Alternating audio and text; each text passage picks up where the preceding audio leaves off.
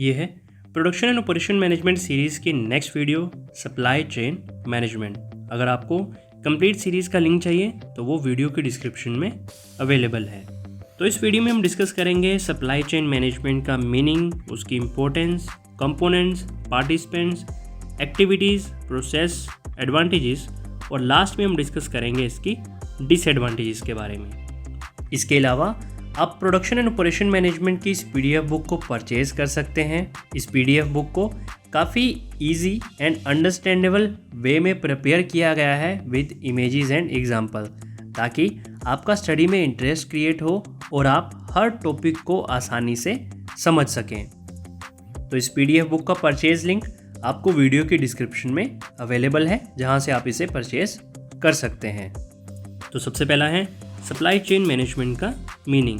तो सबसे पहले समझते हैं सप्लाई चेन मैनेजमेंट का एक इंट्रोडक्शन या ओवरव्यू। जब हम शॉप और स्टोर्स को विजिट करते हैं प्रोडक्ट्स को खरीदने के लिए, जैसे कि groceries, cosmetics, gadgets, garments etcetera, तब ये क्वेश्चन अराइज होता है कि कैसे ये सारी आइटम्स अवेलेबल हो जाती हैं राइट क्वांटिटी और राइट टाइम पर। तो जब आप किसी स्टोर या शॉप पे जाते हैं तो आपने ये देखा होगा, जब आप किसी चीज़ की डिमांड करते हैं तो कस्टमर डिनाई कर देता है कि मेरे पास ये प्रोडक्ट अवेलेबल नहीं है, लेकिन मोस्ट ऑफ द टाइम उनके पास ये प्रोडक्ट होता है। तो उन तक ये प्रोडक्ट आया कैसे, जबकि प्रोडक्ट का प्रोडक्शन किसी एरिया में होता है लेकिन सेल किसी और एरिया में होती है। ये सारा होता है सप्लाई चेन मैनेजमेंट की हेल्प से। तो प्रोडक्ट शॉप या स्टोर पर पहुंचने से पहले सर्वल स्टेजेस से गो थ्रू होता है, जो कि स्टार्ट होता है रॉ मटेरियल की प्रोक्योरमेंट से। सबसे पहले जो कच्चा माल है उसको खरीदा जाता है, देन इस कच्चे माल को कन्वर्ट किया जाता है फिनिश गुड में, मतलब फाइनल प्रोडक्ट में से कन्वर्ट किया जाता है। देन इसे स्टोर किया जाता है वेयर हाउसेज में, ताकि जितनी रिक्वायरमेंट है, जितना प्रोडक्शन हुआ है उसे हम स्टोर कर दें और बाकी का प्रोडक्शन स्टार्ट कर सकें। और लास्ट में इसे ट्रांसपोर्ट किया जाता है शॉप्स और स्टोर में। तो ये सारा काम कहाँ से शुरू हुआ? सप्लाई चेन मैनेजमेंट की हेल्प से। जब कंपनी को कच्चा माल चाहिए तब उसे सप्लाई चेन की ज़रूरत पड़ती है। देन माल को जहाँ पे प्रोडक्शन होता है वहाँ से वेयर हाउस ले जाने तक, देन वेयर हाउस से स्टोर से शॉप ले जाने तक, सब काम सप्लाई चेन की हेल्प से ही होता है। अब देखते हैं सप्लाई चेन मैनेजमेंट का मीनिंग। तो इंट्रो में हमने ये देखा कि कैसे एक जगह से दूसरी जगह तक सप्लाई चेन हेल्प करता है माल या फिर फाइनल प्रोडक्ट को पहुंचाने तक। अब जब उसमें मैनेजमेंट इंक्लूड हो जाता है, जब उसकी प्रॉपर प्लानिंग की जाती है कि कौन सा माल कब आएगा, कैसे आएगा, किस सोर्स के थ्रू आएगा, तब उसे कहा जाता है सप्लाई चेन मैनेजमेंट। तो सप्लाई चेन मैनेजमेंट में इन्वॉल्व है मैनेजमेंट किस चीज़ की, कि गुड्स और सर्विसेज का फ्लो वेंडर से कस्टमर तक किस तरह से होगा। तो मैनेजमेंट में इंक्लूड होता है आपकी प्लानिंग, ऑर्गेनाइजिंग एंड कंट्रोलिंग। तो मैनेजमेंट कर रहे हैं हम इसकी गुड्स एंड सर्विसेज के फ्लो की, कि वेंडर से, वेंडर कौन है, जो कंपनी या पर्सन अपने प्रोडक्ट्स या सर्विसेज को बेच रहा है, वहाँ से कस्टमर तक। तो सिंपल है, जब कोई भी कंपनी गुड्स एंड सर्विसेज के फ्लो की मैनेजमेंट करती है कि कैसे वो वेंडर से कस्टमर तक जाएगा, उसे हम कहते हैं सप्लाई चेन मैनेजमेंट। अब देखिए, ज़्यादातर आपको बुक्स में या फिर अगर आप कोई और वीडियोस देखते हैं उसमें आपको यही बताया जाएगा कि सप्लाई चेन में गुड्स एंड सर्विसेज का फ्लो होता है एक जगह से दूसरी जगह, लेकिन इसमें आपको एक और पॉइंट ऐड करना है। यहाँ पे सिर्फ गुड्स एंड सर्विसेज का ही ट्रांसफ़र नहीं हो रहा है एक जगह से दूसरी जगह, बल्कि मनी एंड इंफॉर्मेशन भी गुड्स के साथ ट्रैवल करती हैं मल्टीपल सप्लायर से। अब अगर एक रॉ मटेरियल देता है और दूसरा उसका प्रोडक्शन करता है, तो वहाँ से सिर्फ रॉ मटेरियल या कच्चा माल नहीं जाएगा, उसके साथ कुछ इन्फॉर्मेशन भी होगी और पैसा भी जाएगा, क्योंकि जितनी भी ट्रांजैक्शंस होंगी वो किस में होगी, मनी फॉर्म में होंगी। तो यहाँ पे इन्फॉर्मेशन में हो सकता है कि लेवल ऑफ इन्वेंट्री क्या होगा, डिमांड क्या है, टाइप ऑफ गुड कौन सी है, क्या टाइम है जब उन गुड्स की ज़रूरत है, और कौन सा मटेरियल है जिनकी कंपनी को रिक्वायरमेंट है। तो ये सारी गुड्स, सर्विसेज, मनी, इन्फॉर्मेशन किस में आती हैं? सप्लाई चेन मैनेजमेंट में। तो आई होप मीनिंग आपको अच्छे से क्लियर हो चुका होगा। फिर भी कोई डाउट रहता है तो उसके लिए आप मुझे कमेंट कर सकते हैं, मैं जितनी जल्दी हो सके उसका रिप्लाई करने की आपको कोशिश करूँगा। तो सप्लाई चेन मैनेजमेंट में क्या क्या आता है, देखिए यहाँ पर हम क्या कर रहे हैं, प्लानिंग कर रहे हैं, ऑर्गेनाइजिंग कर रहे हैं, कंट्रोलिंग कर रहे हैं, ये सारी मैनेजमेंट कर रहे हैं। लेकिन कौन कौन सी चीज़ें इसमें आ सकती हैं? सबसे पहले आप प्रोक्योरमेंट करते हैं रॉ मटेरियल, कच्चा माल अगर आपको चाहिए तो वो सप्लाई चेन उसमें मैनेजमेंट की आपको ज़रूरत पड़ती है। दैन प्रोडक्शन में, इन्वेंट्री मैनेजमेंट में, वेयर हाउस में, ट्रांसपोर्टेशन में, डिस्ट्रीब्यूट करने में एंड कस्टमर तक, तो इन सब जगह पर आपको सप्लाई चेन मैनेजमेंट की ज़रूरत पड़ती है। नेक्स्ट है importance of supply chain management. तो सप्लाई चेन मैनेजमेंट की इम्पोर्टेंस में हमें 5 पॉइंट डिस्कस करेंगे। स्टार्ट करते हैं पॉइंट नंबर 1 से, focus on the customer. SCM मतलब सप्लाई चेन मैनेजमेंट का अल्टीमेट टारगेट है कि कस्टमर को फाइनल प्रोडक्ट डिलीवर करना।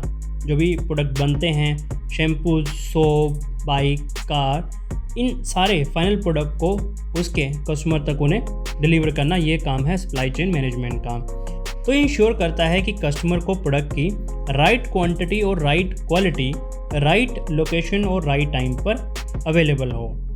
सेकंड है multiple flows. Supply chain network में 2 तरह के फ्लो होते हैं। पहला है डाउनवर्ड फ्लो और दूसरा है अपवर्ड फ्लो। डाउनवर्ड फ्लो में फिजिकल प्रोडक्ट जैसे कि रॉ मटेरियल और फिनिश गुड्स वेंडर से कस्टमर की ओर फ्लो होते हैं। मतलब सबसे पहले वेंडर से मैन्युफैक्चरिंग प्लांट या प्रोडक्शन यूनिट में रॉ मटेरियल या कच्चा माल जाएगा, फिर वहाँ से जो भी प्रोडक्ट तैयार होगा वो कस्टमर तक जाएगा। दूसरा है अपवर्ड, जहाँ पर कस्टमर से फ्लो वेंडर की तरफ होता है, जैसे कि ऑर्डर, कॉन्ट्रैक्ट, पेमेंट एक्सेट्रा। तो ये 2 फ्लोज होते हैं, अपवर्ड और डाउनवर्ड। डाउनवर्ड वेंडर से कस्टमर की तरफ होता है और अपवर्ड में कस्टमर से वेंडर की तरफ होता है। थर्ड है मल्टीपल एक्टिविटीज़। सप्लाई चेन में purchase, inventory management. Inventory management में आपका रॉ मटेरियल आता है जो कि कच्चा माल है, वर्क इन प्रोग्रेस है और आपका फाइनल प्रोडक्ट है। Then packing, transportation, return etcetera. ये सारी एक्टिविटीज़ कोलेक्टिवली सप्लाई चेन के सर्कल को कंप्लीट करती है, जो कि वेंडर से कस्टमर और कस्टमर से वेंडर की ओर मूव करता रहता है। तो यहाँ पर मल्टीपल एक्टिविटीज़ होती हैं सप्लाई चेन में। ये सिर्फ एक एक्टिविटी प्ले नहीं करता है, नंबर ऑफ एक्टिविटीज़ को मिला के ये सप्लाई चेन का पूरा कंप्लीट सर्कल बनता है। फोर्थ है मल्टीपल पार्टिसिपेंट्स।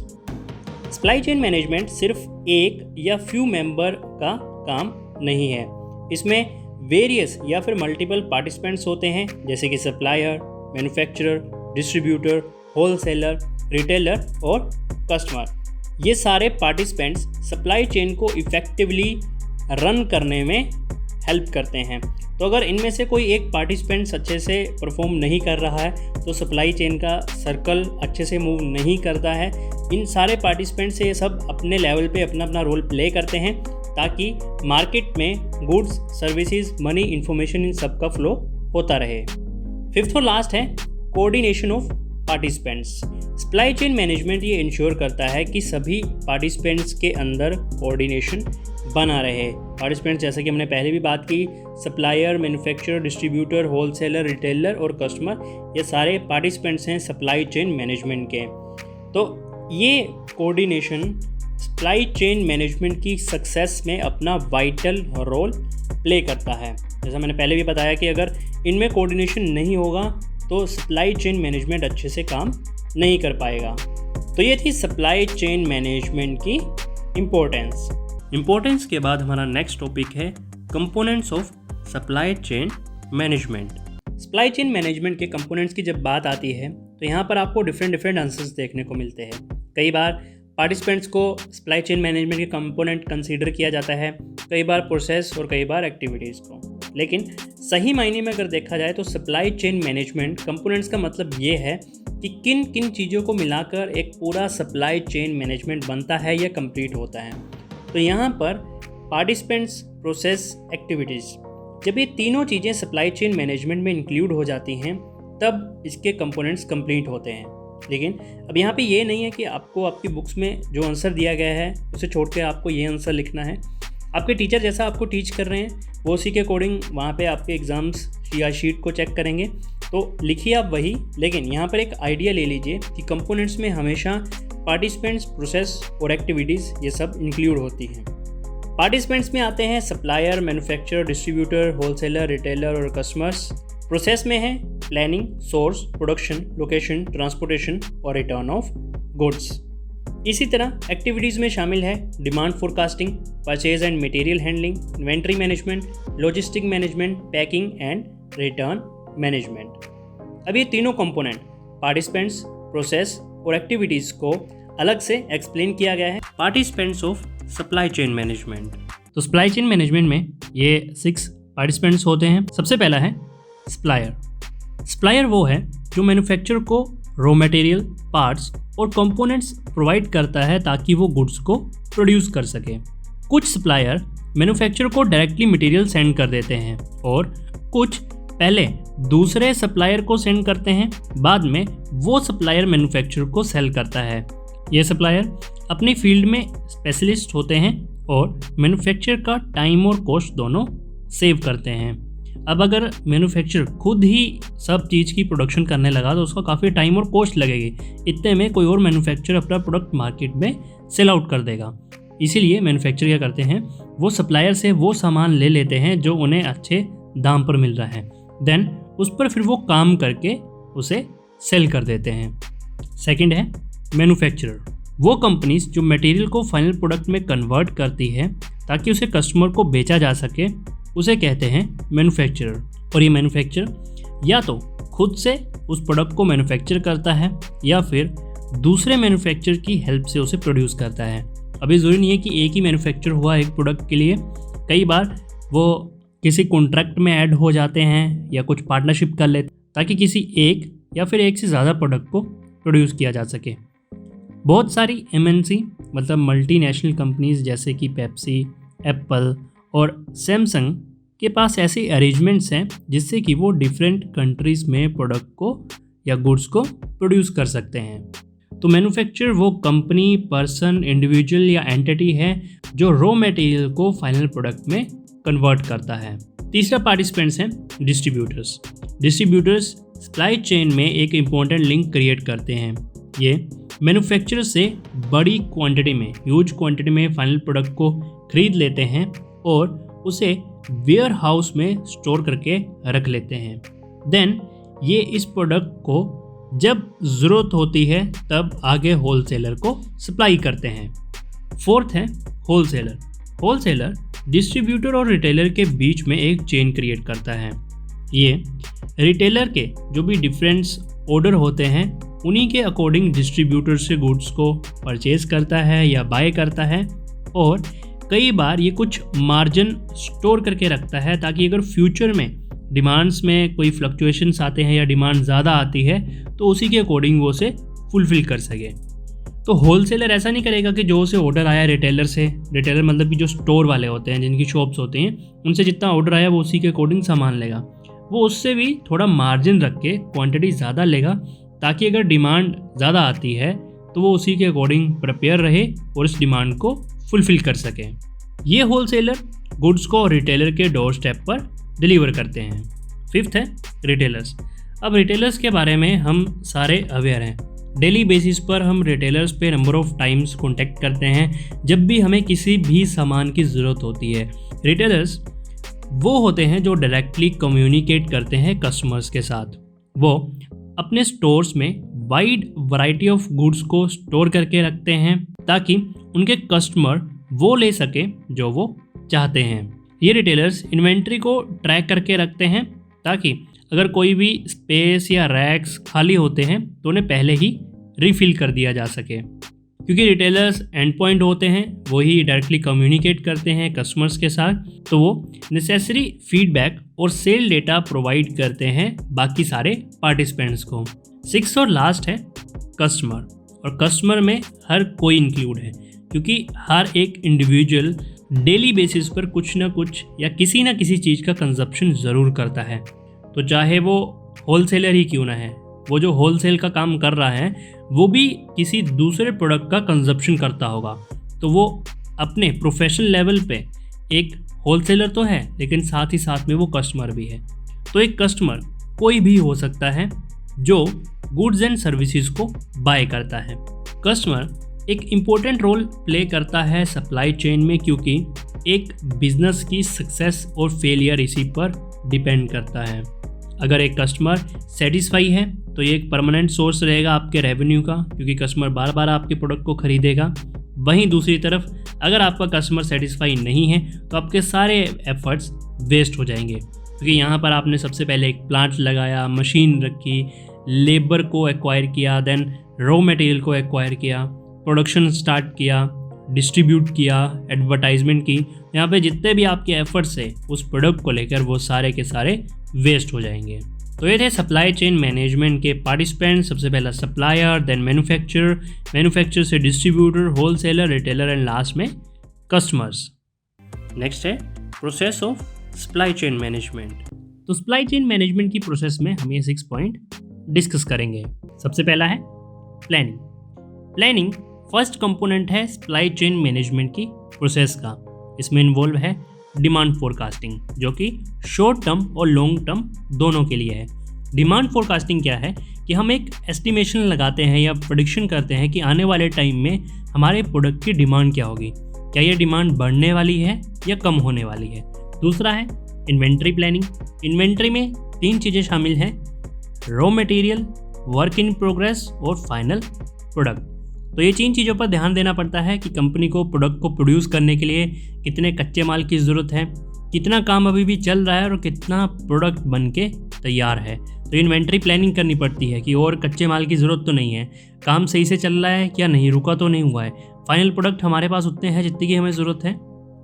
देन तीसरा है कैपेसिटी प्लानिंग। कैपेसिटी प्लानिंग में कंपनी ये देखती है कि क्या वो प्रोडक्ट को प्रोड्यूस कर सकती है या नहीं। मान लीजिए डिमांड फोरकास्टिंग में उन्होंने ये अंदाज़ा लगा लिया कि आने वाले टाइम में हमारे प्रोडक्ट की डिमांड इंक्रीज होगी, तो कैपेसिटी प्लानिंग में वो ये देखेंगे कि हमारे पास क्या उतनी लेबर, मशीन, मटेरियल या फिर कैपेसिटी है, क्या हमारे पास उतनी कैपेसिटी है कि हम ये सारी चीज़ें बना पाएंगे और हम उस डिमांड को फुलफ़िल कर पाएंगे। तो ये किसी भी कंपनी, ऑर्गेनाइजेशन, एंटिटी के लिए डिफ़िकल्ट हो जाता है किसी भी शॉर्ट टर्म या लॉन्ग टर्म गोल को अचीव करना बिना किसी प्रॉपर प्लानिंग के। सेकंड है सोर्स। इसमें सप्लायर की सिलेक्शन की जाती है जो रॉ मटेरियल को डिलीवर करेगा ताकि मैन्युफैक्चरर फाइनल प्रोडक्शन शुरू कर सके।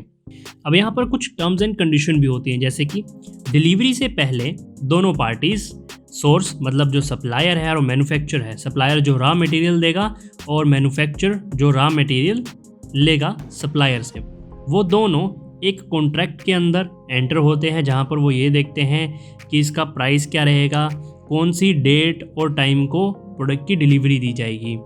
देन डिलीवरी के बाद मैन्युफैक्चर शिपमेंट को रिसीव करता है और वेरीफाई करता है क्या जो प्रोडक्ट मांगा गया था उसी तरह का है या नहीं। अगर सही है सब कुछ तो वो सप्लायर को पेमेंट कर देता है। तो सोर्स हमारी वो पार्टी है जिससे मैन्युफैक्चर रॉ मटेरियल प्रोक्योर करता है। थर्ड है प्रोडक्शन।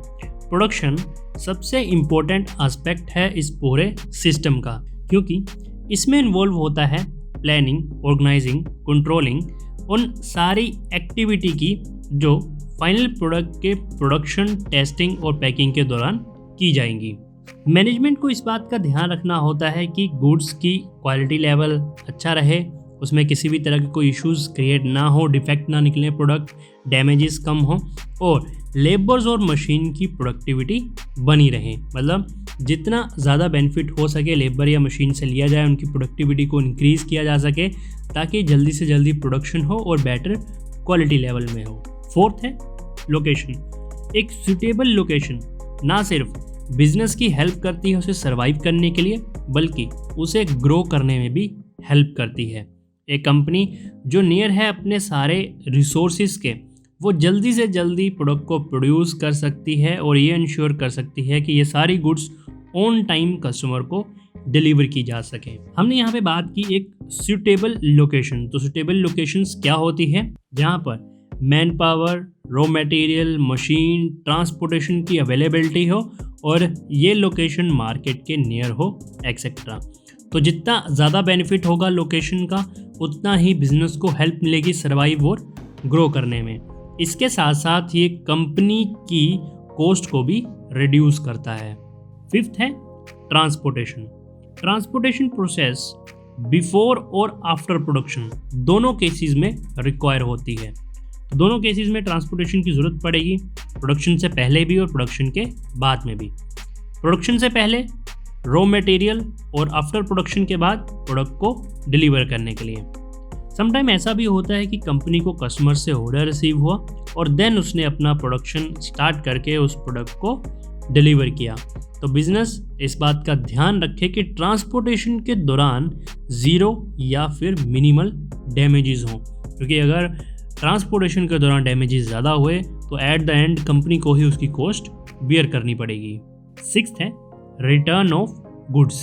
ये गुड्स का कस्टमर से कंपनी की ओर रिवर्स फ्लो को रेफर करता है। अब हमने क्या देखा था कि मैन्युफैक्चरर से कस्टमर की ओर गुड्स जाती हैं, लेकिन रिटर्न ऑफ गुड में कस्टमर से मैन्युफैक्चरर या कंपनी की ओर गुड्स वापस जाती हैं। जब कस्टमर को डिफेक्टिव या डैमेज प्रोडक्ट रिसीव होते हैं तो वो इसके बारे में कंप्लेन करते हैं। देन कंपनी का ये काम है कि वो उस डिफेक्टिव या डैमेज आइटम को रिप्लेस करे किसी न्यू प्रोडक्ट के साथ। इसके साथ कंपनी जो भी नेसेसरी कंपनसेशन बनते हैं वो प्रोवाइड करे और बैड एक्सपीरियंस के लिए कस्टमर्स को अपोलोजाइज़ करे। अब इससे क्या होगा कि कंपनी के कस्टमर्स के साथ अच्छे रिलेशन बनेंगे, क्योंकि कस्टमर ये देखेगा कि अगर मेरा प्रोडक्ट डिफेक्टिव भी निकला तब भी कंपनी ने मेरी हेल्प की, पुराने की जगह मुझे नया प्रोडक्ट भी ला के दिया और जो गलती उनसे हुई है उसके लिए उन्होंने अपोलोजाइज़ भी किया। तो ये लॉन्ग टर्म में कंपनी के क्लाइंट के साथ या कस्टमर के साथ अच्छे रिलेशन बनाता है। तो ये थी प्रोसेस ऑफ सप्लाई चेन, जिसमें पहला स्टेप था प्लानिंग, दूसरा सोर्स, तीसरा प्रोडक्शन, चौथा लोकेशन, पांचवा ट्रांसपोर्टेशन और छठा लास्ट था रिटर्न ऑफ गुड्स। नेक्स्ट है activities of supply chain management. Activities of supply chain में हम इन 6 पॉइंट्स को डिस्कस करेंगे। सबसे पहला है डिमांड फोरकास्टिंग। डिमांड फोरकास्टिंग वो प्रोसेस है जहाँ पर गुड्स की फ्यूचर डिमांड का एस्टिमेशन लगाया जाता है। ये एस्टिमेशन पास्ट और प्रेजेंट सर्कमस्टांसिस के बेस पर होता है। अगर कंपनी नई है तो वो बिल्कुल नए बेसिस पे कुछ क्वालिटेटिव और क्वांटिटेटिव कैलकुलेशन करके इसका एस्टिमेशन लगाती है। एक ऑर्गेनाइजेशन मैन, मटेरियल, मशीन और मनी जैसे रिसोर्सेज को मैनेज नहीं कर सकती अगर उसे फ्यूचर सेल्स का आइडिया नहीं है। सेकंड है परचेज, जैसे कह सकते हैं मटेरियल हैंडलिंग। एक मैन्युफैक्चरर को प्रोडक्शन के लिए रॉ मटेरियल, टूल्स और इक्विपमेंट की ज़रूरत होती है।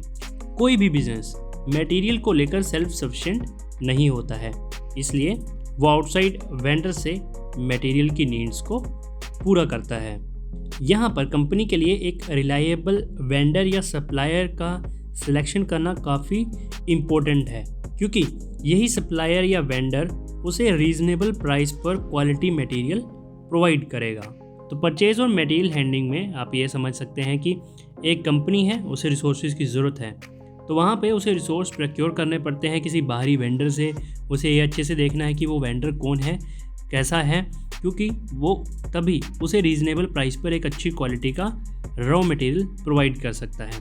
तो ये सारा मटेरियल हैंडलिंग करना भी इसमें शामिल है। थर्ड है inventory management. Inventory management process में हम लेवल ऑफ इन्वेंट्री को सुपरवाइज या मॉनिटर करते हैं, जो कि हैं raw material, work in progress और फिनिश गुड्स। इन्वेंट्री मैनेजमेंट इसलिए की जाती है ताकि किसी भी फ्यूचर कंटीजेंसी को अवॉइड किया जा सके। मतलब आगे फ्यूचर में किसी भी तरह के चेंजेस आते हैं इन्वेंट्री को लेकर, कोई भी raw material, work in progress या फिनिश गुड को लेकर, तो फ्यूचर में कोई भी इशू ना क्रिएट हो, इसलिए इन्वेंट्री की मैनेजमेंट की जाती है। एक ऑर्गेनाइजेशन को मिनिमम इन्वेंट्री लेवल मेंटेन करके रखना होता है ताकि प्रोडक्शन कभी भी स्टॉप ना हो। इन्वेंट्री मैनेजमेंट में शामिल है रीऑर्डर लेवल, डेंजर लेवल और कंट्रोल ऑफ इन्वेंट्री एक्सेट्रा को डिटरमाइन करना। फोर्थ है logistic management. Logistic management process में फ्लो ऑफ गुड्स को मैनेज किया जाता है। लॉजिस्टिक को 2 पार्ट्स में डिवाइड किया जा सकता है, जो कि है इनबाउंड, जो कि कंसंट्रेट करती है मटेरियल, टूल और इक्विपमेंट्स को सप्लायर से बाय करने में और उसे प्रोडक्शन फैसिलिटी में भेजने के लिए। वही सेकंड है आउटबाउंड लॉजिस्टिक जो फोकस करती है फिनिश गुड्स को फाइनल कस्टमर्स तक डिलीवर करने के लिए। तो लॉजिस्टिक मैनेजमेंट में मेनली गुड्स का फ्लो होता है जो कि इनबाउंड और आउटबाउंड दोनों होता है। इनबाउंड में सप्लायर से फैसिलिटी जो प्रोडक्शन यूनिट है वहाँ तक के लिए होता है, और आउटबाउंड में फिनिश गुड्स को फाइनल कस्टमर्स तक डिलीवर किया जाता है। फिफ्थ है पैकिंग। गुड्स को कस्टमर तक डिलीवर करने से पहले उसे अच्छे से पैक करने की ज़रूरत पड़ती है। ये पैकिंग इम्पोर्टेंट है क्योंकि यहाँ पर गुड्स की सेफ्टी की इंश्योरेंस दी जाती है। मतलब ये देखा जाता है पैकिंग में कि प्रोडक्ट डैमेज ना हो, उसे इसी तरह से पैक किया जाए। पैकिंग में प्रोडक्ट की एक्सपायरी, प्राइसिंग और उसके रिलेटेड अनदर इन्फॉर्मेशन भी होती है। बैड पैकिंग में इनर प्रोडक्ट डैमेज हो जाता है जिससे कि कंपनी के लॉसेस इंक्रीज़ होते हैं। तो पैकिंग एकदम अच्छी होनी चाहिए और उस पैकिंग पर उस प्रोडक्ट के रिलेटेड क्या प्राइस है और कोई भी इंफॉर्मेशन कि कब उसकी एक्सपायरी होगी, क्या क्या उसमें इंग्रेडिएंट्स हैं, ये सारी उस पर शामिल होनी चाहिए। सिक्स्थ और लास्ट है रिटर्न्स मैनेजमेंट। रिटर्न मैनेजमेंट में उन गुड्स को मैनेज किया जाता है जो कस्टमर रिटर्न कर देता है, क्योंकि या तो वो गुड्स डिफेक्टिव होती हैं या कुछ और रीज़न होते हैं। मान लीजिए क्वालिटी इशू है या वारंटी थी, टूट गया, वापस कर दिया, तो या तो डिफेक्ट होगा उस प्रोडक्ट में या फिर कोई भी और रीज़न की वजह से कस्टमर उस प्रोडक्ट को वापस कर देता है।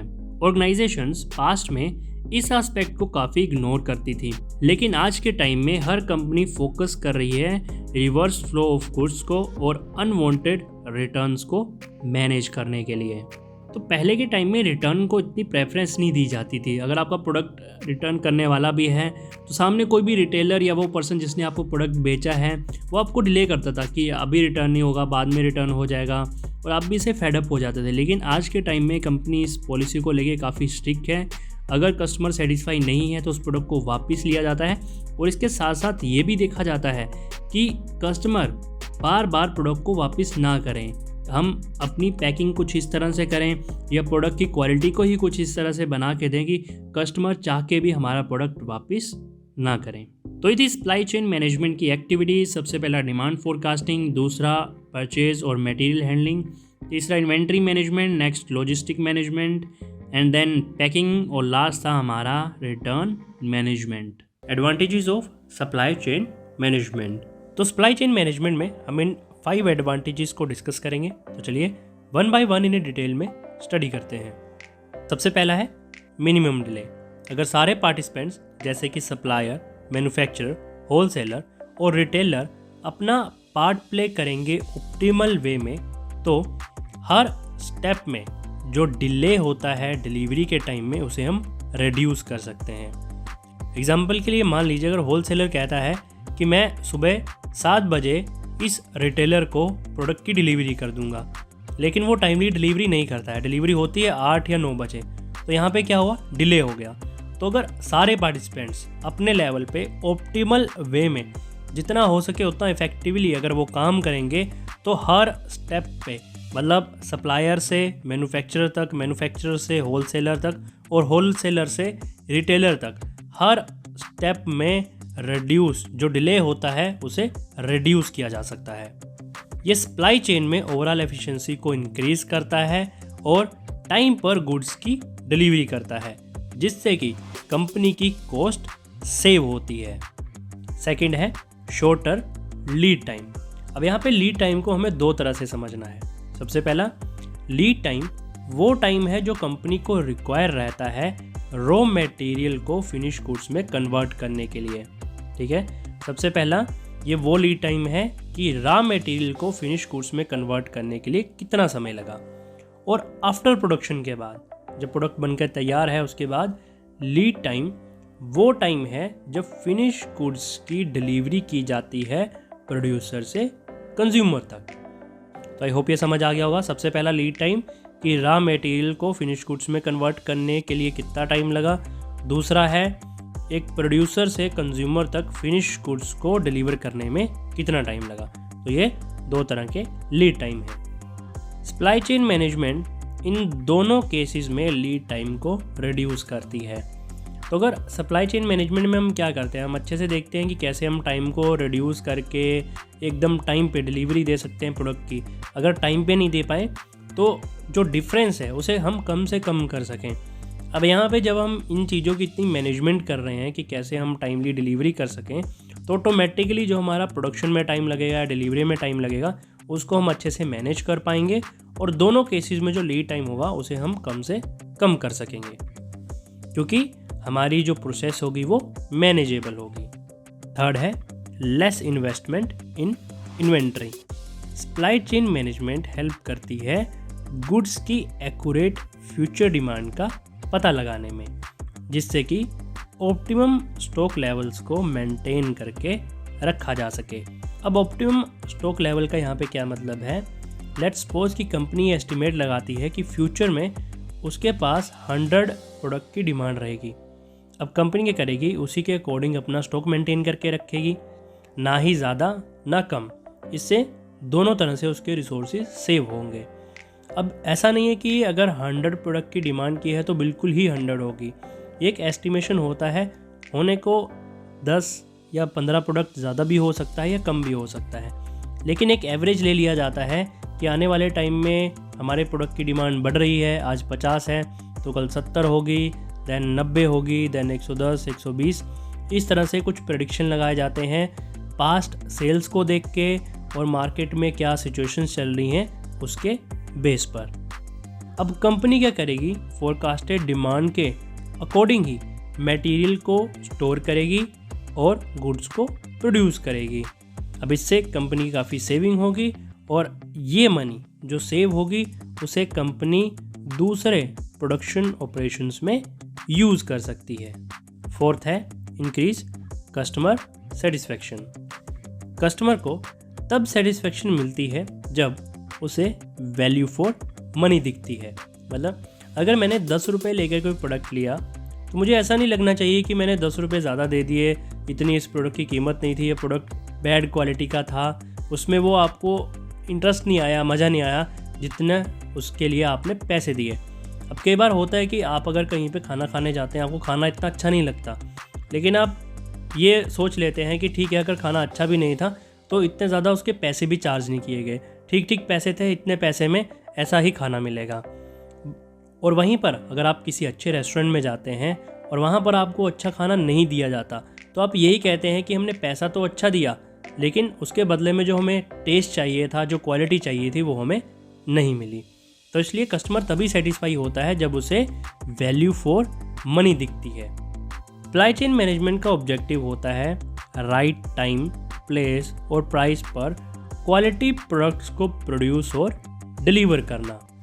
तो जब कस्टमर को रीजनेबल प्राइस पर क्वालिटी गुड्स मिलती है तब कस्टमर की सेटिस्फेक्शन इंक्रीज होती है।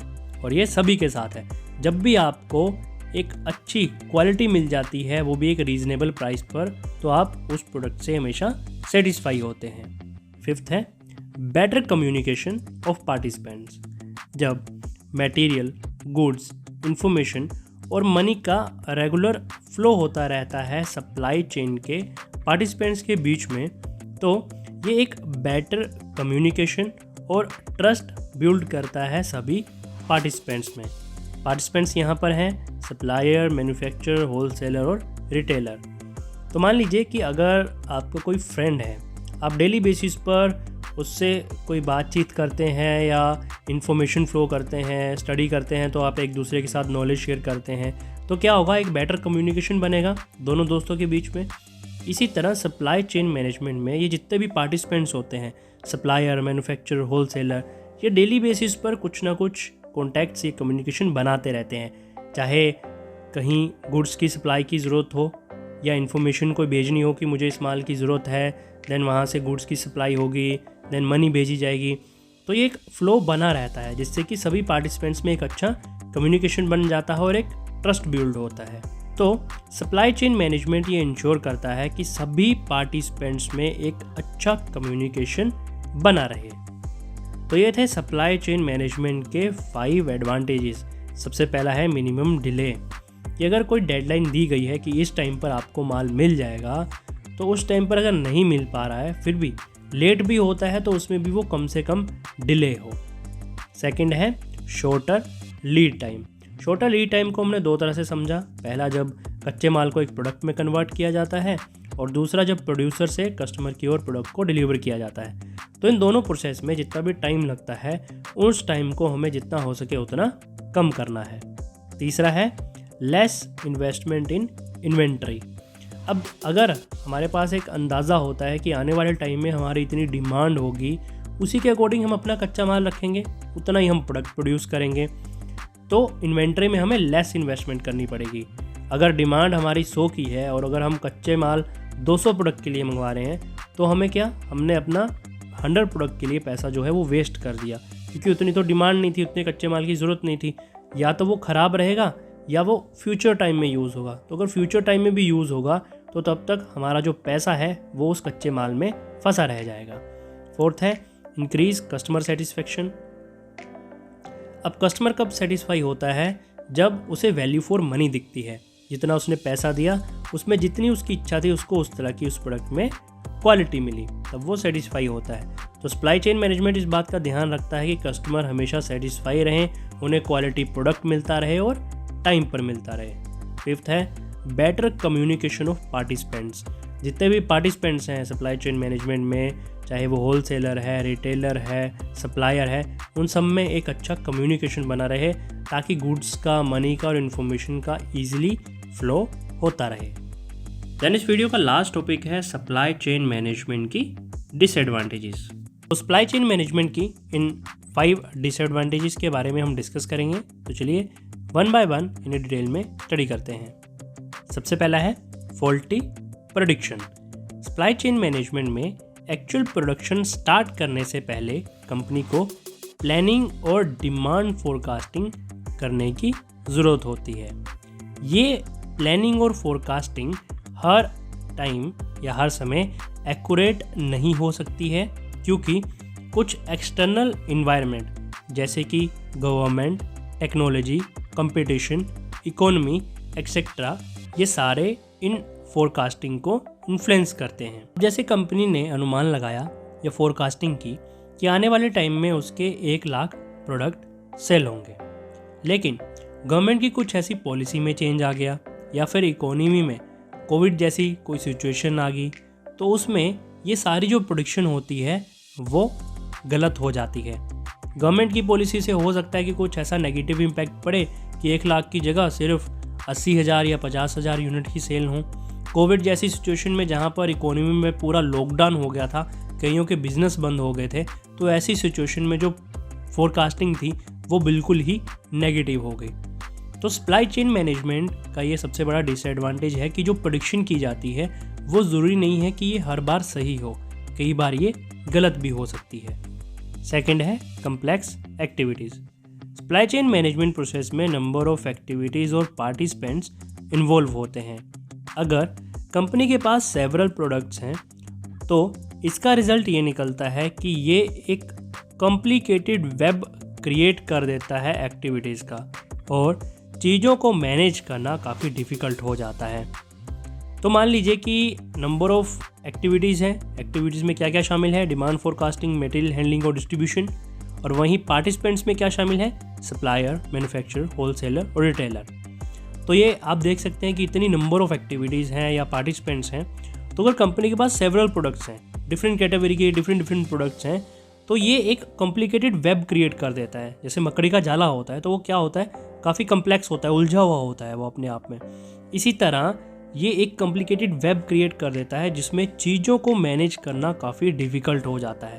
अभी इम्पॉसिबल नहीं है। जो कंपनी बड़े लेवल पे काम करती है, एक्चुअल जैसी कंपनीज हो गई, तो उनके पास बहुत वैरायटीज़ हो, बहुत वर्टिकल्स हैं प्रोडक्ट के, तो उनके लिए इतना डिफ़िकल्ट नहीं होता है क्योंकि वो काफ़ी बड़े लेवल पे काम करती हैं। उनके पास टीम मैनेजमेंट ही ऐसा है कि वो चीज़ों को ईजिली हैंडल कर पाती हैं। तो कहीं ना कहीं कम्प्लेक्सिटी आती है, डिफ़िकल्टी आती है, लेकिन इतना भी मुश्किल नहीं होता है कि कंपनी उसे हैंडल ना कर सके। तो सेकंड डिसएडवांटेज है सप्लाई चेन मैनेजमेंट का कम्प्लेक्स एक्टिविटीज़। थर्ड है increased chances of error. Supply chain management में एरर के काफ़ी चांसेस पाए जाते हैं क्योंकि इसमें सेवरल एक्टिविटीज़ इन्वॉल्व होती हैं। जैसे कि हमने पिछले पॉइंट में डिस्कस किया सारी एक्टिविटीज़ को। तो इस तरह की काफ़ी एक्टिविटीज़ हैं सप्लाई चेन मैनेजमेंट में। कोई भी एक मिस्टेक अगर एक पार्टिसिपेंट के द्वारा की जाती है, पार्टिसिपेंट जो कि हमारे सप्लायर, मैन्युफैक्चरर, रिटेलर, होलसेलर हैं, उनके द्वारा की जाती है, तो ये सारी प्रोसेस को अफेक्ट करता है। एग्जाम्पल के लिए प्रोडक्ट की रॉन्ग पैकेजिंग से सेल्स रिड्यूस होगी। अब आपने कई बार देखा होगा कि कई प्रोडक्ट ऐसे होते हैं कि उनकी पैकेजिंग इतनी खतरनाक होती है कि वो देखने में ही काफ़ी अट्रैक्टिव लगते हैं। अब कोई ऐसे प्रोडक्ट जो देखने में ही डल लगेंगे, उनकी सेल कम होगी। और वहीं दूसरी साइड ट्रांसपोर्टेशन की रॉन्ग सिलेक्शन से प्रोडक्ट की डिफेक्ट और डैमेज। तो इसलिए ये जो सेवरल एक्टिविटीज़ होती हैं, इनमें कोई ना कोई एरर के चांस ज़रूर पाए जाते हैं। फोर्थ है dependence on outside consultants. Sometimes companies outside consultant और प्रोफेशनल से एक्सपर्ट सर्विसेज लेती हैं, जैसे कि material handling, packing consultants, marketing और एडवर्टाइजिंग एक्सेट्रा। अगर वो टाइम पर सर्विसेज प्रोवाइड नहीं करवाते हैं तो ये डिलीवरी टाइम को अफेक्ट करती हैं। इसके साथ साथ अगर कोई भी पार्टिसिपेंट्स या कोई भी एक्सपर्ट, प्रोफेशनल कंसल्टेंट जिसके हम सर्विस ले रहे हैं, वो क्रूशियल टाइम पर बैक ट्रैक कर जाता है, मतलब छोड़ देता है उस काम को, तो ये कंपनी के लिए काफ़ी बड़े लॉसेस क्रिएट करता है। तो सप्लाई चेन मैनेजमेंट में होता है कि कंपनी हर टाइम ऐसा नहीं है कि अपने लेवल पर एक्सपर्टीज़ होगी, कभी ना कभी उसे आउटसोर्सिंग करनी पड़ती है, आउटसाइड कंसल्टेंट या प्रोफेशनल्स को हायर करना पड़ता है। उस केस में अगर वो सही से अपनी सर्विस नहीं दे रहे हैं या जब सर्विस की सबसे ज़्यादा ज़रूरत है तब वो अपनी सर्विस देना बंद कर जाते हैं, उस केस में कंपनी को काफ़ी ज़्यादा लॉसेस होते हैं। फिफ्थ है require heavy investment. Supply chain management को इम्प्लीमेंट करना ईजी टास्क नहीं है। इसके लिए टाइम, मनी और रिसोर्सेज की टर्म्स में इन्वेस्टमेंट की ज़रूरत होती है। वो कंपनीज जो बिजनेस में न्यू है और स्मॉल स्केल पर काम कर रही हैं, समटाइम्स ये उनके लिए काफ़ी डिफ़िकल्ट हो जाता है या फिर उनकी फाइनेंशियल कैपेसिटी से बाहर हो जाता है कि वो इस तरह से टाइम, मनी और रिसोर्सेज की इम्प्लीमेंटेशन या इन्वेस्टमेंट कर सकें। तो ये थी सप्लाई चेन मैनेजमेंट की 5 डिसएडवांटेजेस। सबसे पहला था फॉल्टी प्रेडिक्शन, कि हम प्रेडिक्शन करते हैं कि आने वाले टाइम में हमारी डिमांड इतनी होगी, लेकिन ये ज़रूरी नहीं है कि हर बार प्रेडिक्शन उतनी ही हो, कभी कम या कभी ज़्यादा भी हो सकती है। सेकंड, कम्प्लेक्स एक्टिविटीज़ है, क्योंकि सप्लाई चेन मैनेजमेंट में काफ़ी नंबर ऑफ़ एक्टिविटीज़ इन्वॉल्व होती हैं और ऐसी कंपनी जिसके पास नंबर ऑफ़ प्रोडक्ट्स हैं उनके लिए काफ़ी कम्प्लेक्स हो जाता है इन सारी एक्टिविटीज़ को सही से परफॉर्म कर पाना। थर्ड है इंक्रीज्ड चांसेस ऑफ एरर। अब सप्लाई चेन मैनेजमेंट में एरर के भी काफ़ी ज़्यादा चांसेस होते हैं, क्योंकि यहाँ पर मैनेजमेंट और पार्टिसिपेंट्स सभी को काफ़ी प्रिकॉशंस के साथ काम करना पड़ता है। फोर्थ है डिपेंडेंस ऑन आउटसाइड कंसल्टेंट। अब हर ऑर्गेनाइजेशन के लिए ज़रूरी नहीं है कि वो अपने लेवल पे एक्सपर्ट हो, इसलिए कई बार वो आउटसाइड प्रोफेशनल या कंसल्टेंट की हेल्प लेते हैं और कई बार वो उन्हें काफ़ी ज़्यादा चार्ज करते हैं या टाइमली डिलीवरी नहीं दे पाते हैं, या जब उनकी सबसे ज़्यादा ज़रूरत होती है तब वो सर्विस देना बंद कर देते हैं। फिफ्थ है require heavy investment. Supply chain management को इम्प्लीमेंट करने में टाइम, मनी की काफ़ी ज़्यादा इन्वेस्टमेंट की ज़रूरत होती है और ये हर नए बिजनेस के लिए काफ़ी कॉम्प्लिकेटेड हो जाता है कि वो इस सप्लाई चेन मैनेजमेंट को इम्प्लीमेंट कर सकें। तो ये था complete video regarding supply chain management. इसी तरह अगर आपको प्रोडक्शन एंड ऑपरेशन मैनेजमेंट के बारे में और इन्फॉर्मेशन चाहिए तो सीरीज़ का लिंक आपको वीडियो की डिस्क्रिप्शन में अवेलेबल है।